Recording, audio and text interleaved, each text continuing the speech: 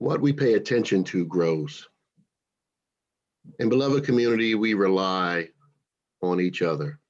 When someone passes us that baton, we take it and we do our part until we can pass it on.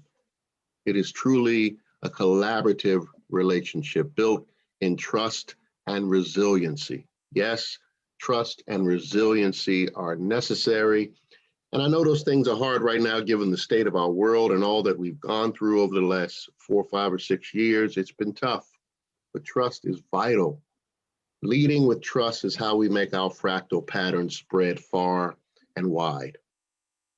Unitarian Universalism needs a new way to be so that we can grow at the speed of trust, as Adrienne Maree Brown puts it.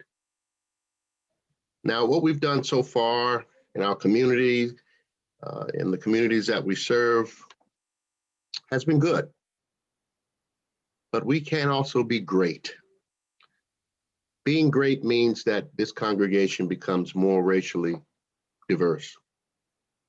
And being great means we embrace emotional literacy. That is, learning how to struggle with expressing in an affirmative way our underlying feelings and needs in non-judgmental ways. And we're still, some of us, hesitant to embrace racial literacy. So we have some embracing, some going deeper to do. All of this that I'm talking about is, of course, the human condition, and we all struggle as human beings.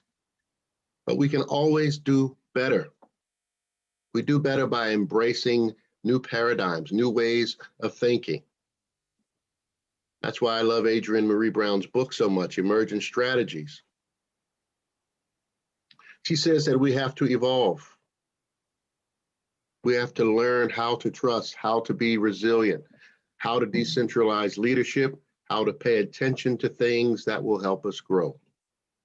And I trust her voice because she has been a part of grassroots movement, including Black Lives Matter. She's seen the power of groups when they work in solidarity and their unified understanding of differences. But she's also seen groups when they've devolved in their trust, when bitterness and despair, blaming becomes a focus and unhealthy things get attention. I've already mentioned that what we pay attention to grows, and so I won't go any deeper with this one, but let's look at resiliency because that's what I've been alluding to. To be resilient is being able to recover from adversity. We fall down, but we get back up. And sometimes we have to stay down for a while to recover, but getting back up means we come back to the table of beloved community. We don't lose hope for building and being in right relationship. And that is, we keep coming back for more if we truly believe in what we're doing and the values that we're holding together. Resiliency is necessary in beloved community. We must keep making lemonade out of those lemons. And why? So that we can have some semblance of joy and love in this existence. If we don't convert that negative into positive time and time again, we get caught up in the toxicities of life. So I think healthy cells seek health. Healthy people seek health. Adrienne Maree Brown says the same. So what I try to do is that my mistakes are really lessons for me to learn and grow from. I look at life as a journey and not a judgment or prison sentence. It's a horrible way to live. And as a result, I hopefully attract and create that which I am, because I am a fractal, a Fibonacci sequence pattern of cyclical matter. I am my beliefs. And these things have worked for me. So I guess I'll keep trying them. Trust. Trust is indeed earned. I get that. But trust also starts with a premise. Do I see others as a liability or an asset? Or maybe both. If I see humanity as a liability, I'm going to keep my guard up, and most of the time, my experience of life will be limited. If I see humans as myself, then I can let my guard down a lot more. If I can see myself in every human being, it changes my perspective. I realize I'm looking at myself, that we are more alike than unalike. Yes, when you let your guard down, you run the risk of being hurt, but without risk, there is no reward. Now, if you say, well, it's both, then you are with me, letting your guard down, putting your guard up, but mostly open, because I believe human beings, organisms, cells seek health.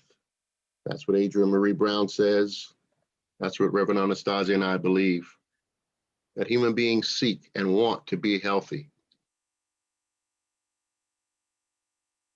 So most of us, even though we trust and verify, we can also let our guard down more often than not, because humans want to be healthy. Even when they don't know that, they want to choose health. And I'm sensitive to this reality. I also know that many have been traumatized and hurt by others. So I don't take this lightly, what I'm saying.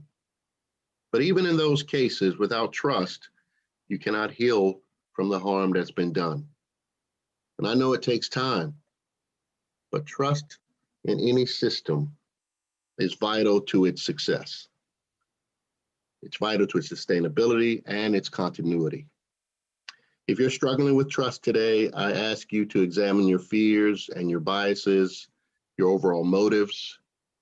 Fear is real, and life is crazy scary, can be lonely at times, but life can also be lovely and caring at times. What you pay attention to grows, for better or for worse. Be careful what you're giving your attention to. And that's why, quite frankly, I had to turn off the news. After that very disappointing impeachment, I had to let go, turn it off. It was too toxic.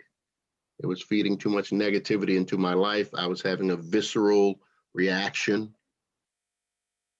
I knew it was time for a break, time to meditate and pray. So now in the morning, instead of turning on the news to find out what's going on, I sit in silence with my tea, sometimes, mostly it's my coffee.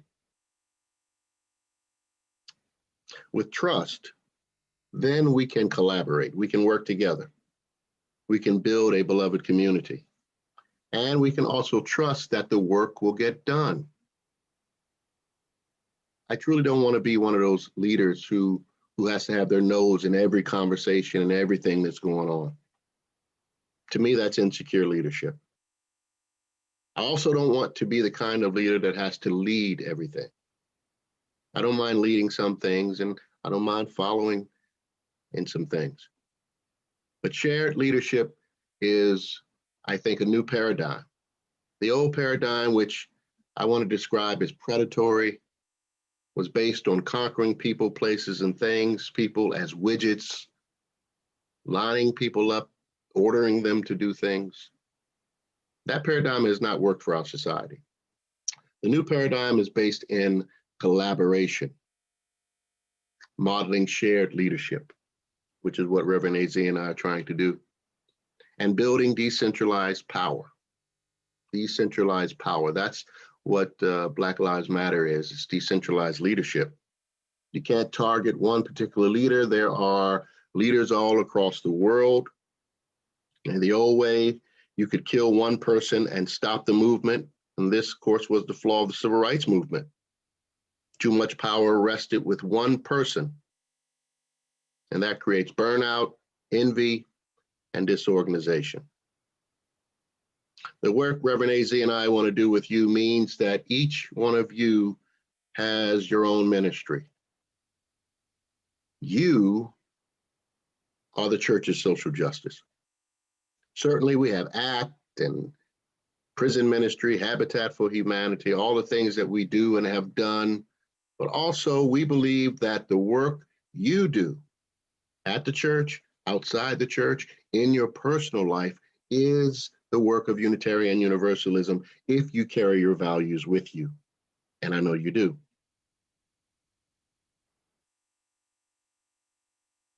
Which is why I'm excited to say that I and Reverend AZ are planning to have a meeting with every member and friend where we all come together, not individually, so we can have a conversation about what you do related to social justice in the community, personally or professionally, inside, outside our doors. We just want to have a conversation and see how far and wide our work goes. Find out what kind of joy you're experiencing.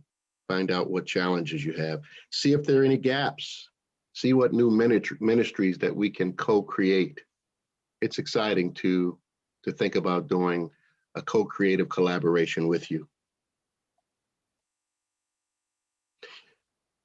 So that's what decentralized leadership looks like. Many different ministries, many different places where people are spending their time and talent and treasure.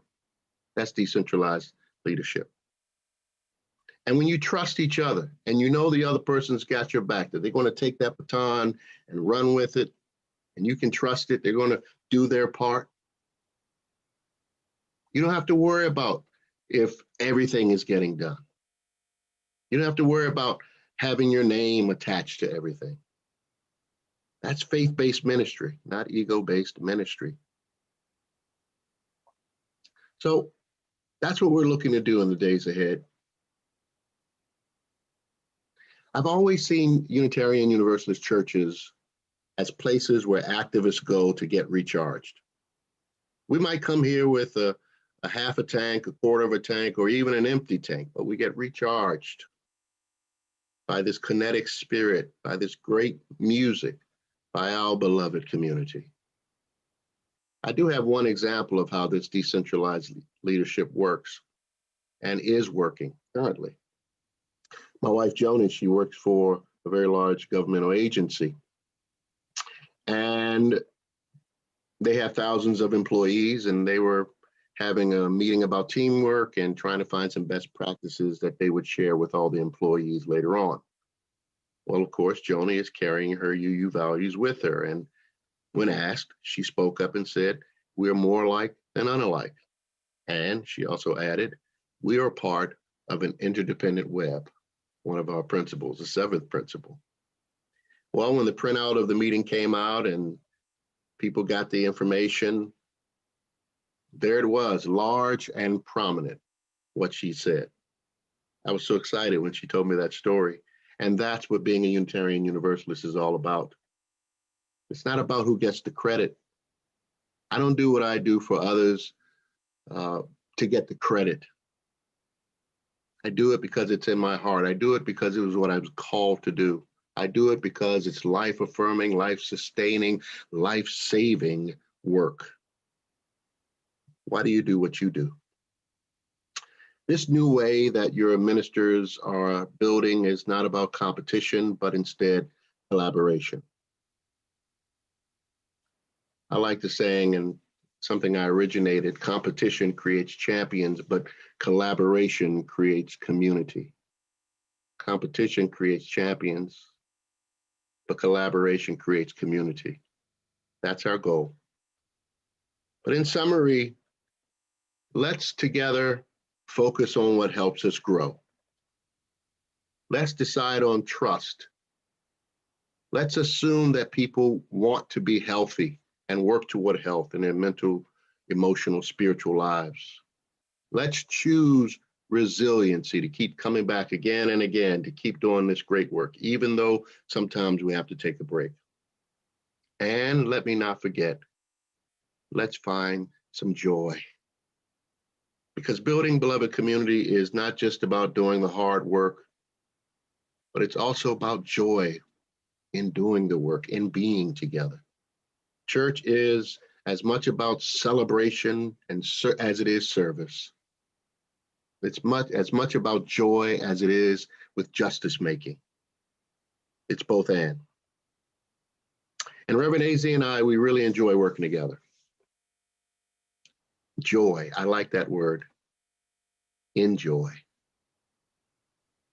I enjoy. Enjoy. If your work does not have any joy, if you're not working in joy, then it may be time for a reassessment. Perhaps you're imbalanced. Perhaps the work is becoming predatorial. And as I said last week, predatorial behaviors and practices, old paradigm stuff will eventually go extinct. In this new emerging age, we must develop emergent strategies modeled after successful organisms in nature. So I encourage you to read Ms. Brown's book to understand how to align your work and life with a fractal pattern that will replicate and grow in healthy and sustaining ways. And that's why I try to bring joy to my job, joy to my work. Even though some weeks it's really rough, because this is hard work, but you rest, you recover, and you come back. That's resiliency, because we believe in love and justice and joy. And we believe in Unitarian Universalism and the values we hold. And that's why we come back on Sunday for a shot of joy. That's our vaccine in this very sick and toxic world. But it's a world that's also filled with a million brilliant and beautiful things. So I want to stop here and give Reverend AZ the floor again. She gets the last word today. But I hope my words provide some clarity in it and insight into this, our beloved community. Blessings and love to you. May it be so.